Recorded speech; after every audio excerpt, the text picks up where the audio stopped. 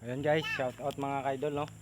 So ito yung ginagawa nila natin. Tara, pupuntahan natin mga idol, papakita ko sa inyo mga idol. So ayan mga ka-idol, oh.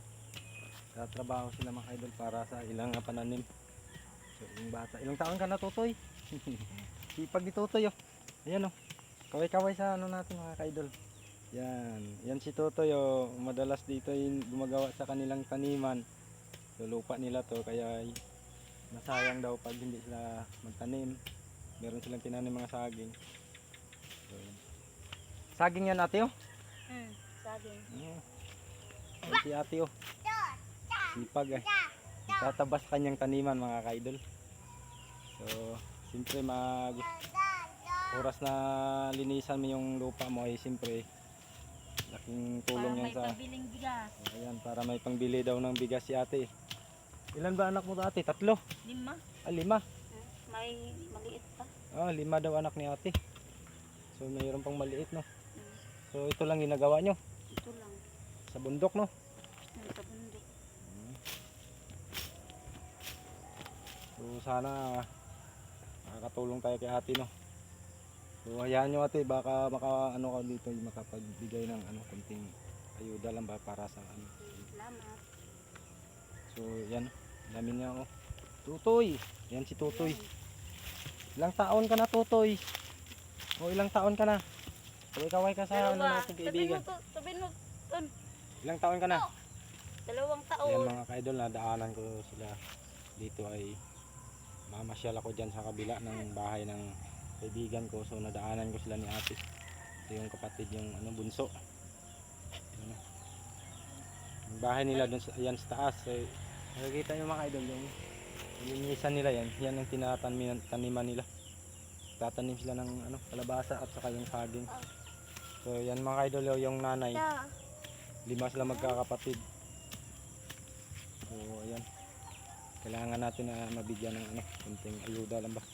So ayan mga idol, paki-like na lang po. Like and share sa page ko. Yan. Yung bata, oh.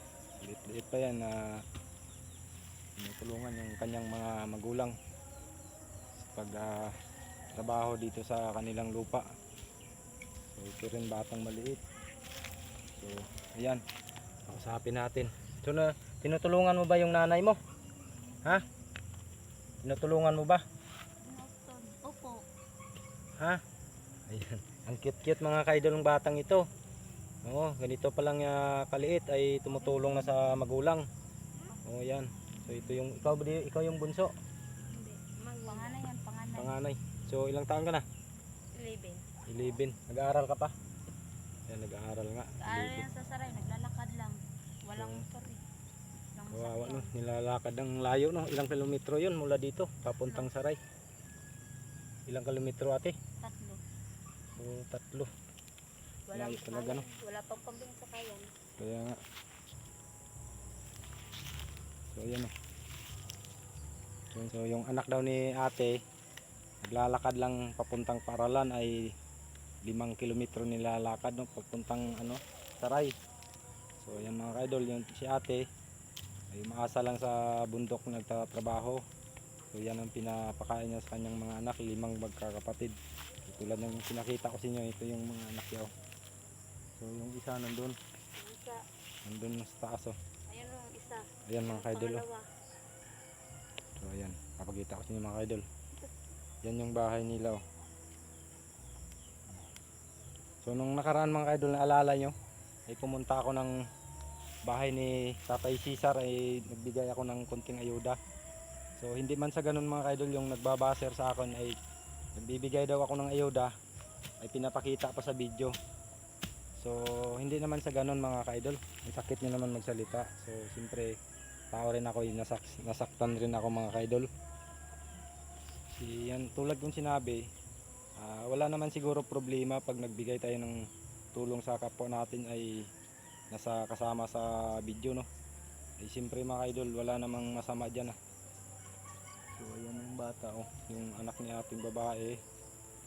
So ayan, sana lagi ko sila nakita sa mga idol. So pinuntahan ko ay dumaan ako dito ay kaya nakita ko sila ay gumagawa dito, nagtatrabaho sa kanilang sa ilang kaingan.